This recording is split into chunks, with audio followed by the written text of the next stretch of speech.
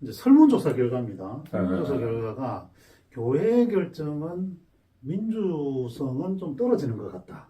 또 공정하지 못한 것 같다. 이런 의견이 나오는데 맞는 면이 있는 것 같다. 아니면 좀 억울하다. 오해의 소지가 있다. 이제 오해의 소지가 있다고 저는 보는데 네. 장을 열어주어도 네. 장에서 교인들이 제대로 활동을 못하는 경우들이 많더라고요. 어느 단체든지 활동을 활발하게 하는 사람들 중심으로 움직이잖아요. 네. 민주적이지 않다 하는 분들의 대부분은 소극적이거나 소수 의견 중에 자기 주장이 강한 사람이 아닐까 네. 그런 생각을 좀 해보고 네. 그러면서도 또 한편으로는 많은 교회들이 네. 교인들의 의사를 반영하기보다는 네. 당회 중심으로 의사를 나누고 결정하고 네. 그 다음에 지시형으로 나가니까 네. 문제가 되지 않나 네. 그런 생각을 좀 할 수 있겠죠. 예, 중요한 말씀을 주셨는데 이제 네. 구조적으로 실질적으로는 뭐 공동의회가 최고 의사결정 기구다. 뭐 이런 이야기는 하는데 공동의회에 가려면 재직회를 통과해야 되고 재직회를 통과하기 전에 이미 당회에서 결정이 되고 그리고 순서대로 내려오기 때문에 네. 뭐 찬반 토론은 의견은 이야기할 수 있겠으나 그게 뒤집히는 경우가 거의 없다고 별로 봐야죠. 없기 때문에 그럼에도 불구하고 요즘 뭐 제 주변의 교회들을 보면 네. 당회가 전혀 엉뚱한 생각들을 가지고 있을 때 네. 재직회에서 그게 네.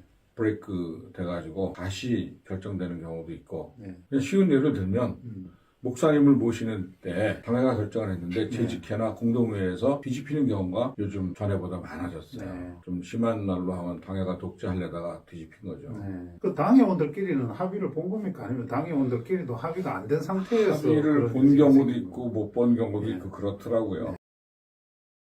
근데 이제 공동회에 우리 헌법에 보면 정족수를 출석수로 잡아놨습니다. 그래서 네. 굳이 많이 참석할 필요도 없고 많이 참석하면 시끄러워질 확률도 있고 또 그런데 근데 왜 공동회에 참석을 안 할까요? 또는 재직회에도 재직회는 공동회나 네. 관심도가 떨어지는 거는 네. 그만큼 뭐 정치에 참여하고 싶지 않고 맡기는 거겠죠. 그냥 알아서 하지 뭐 네. 우리까지 네. 이런 생각들을 가지고 사실은 신앙생활 안에 정치가 들어가는데 제가 볼 때는 네. 뭐 성경 공부하고 예배하고 이것만 신앙생활은 아니거든요. 네.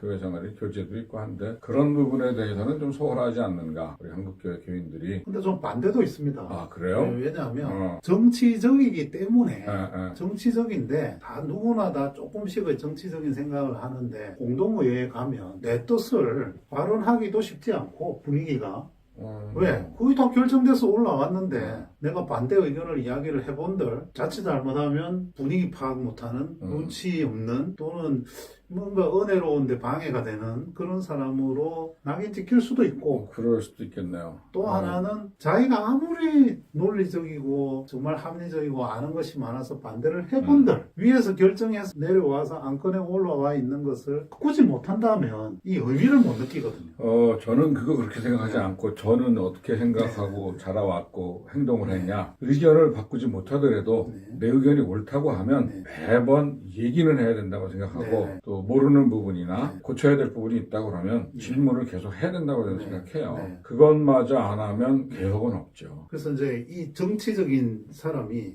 기권도 이제 뭐 주권 행사다. 그렇죠. 하나의 표현이다. 이제 이야기를 하는데 기권을 하는 사람이 동의를 해서 그게 특별한 반대 의견이 없어서 그런 경우도 있고 물론 바빠서 참석 안 하는 사람도 있지만 아니, 거기는 뭐 원래 그런 자리가 아니야. 거기는 원래 그냥 통과시키는 곳인데 라고 이렇게 정평이 나버리면 굳이 내가 아까운 시간을 그것도 하나의 이제 정치적 판단일 수 있다. 그런 의견도 있습니다.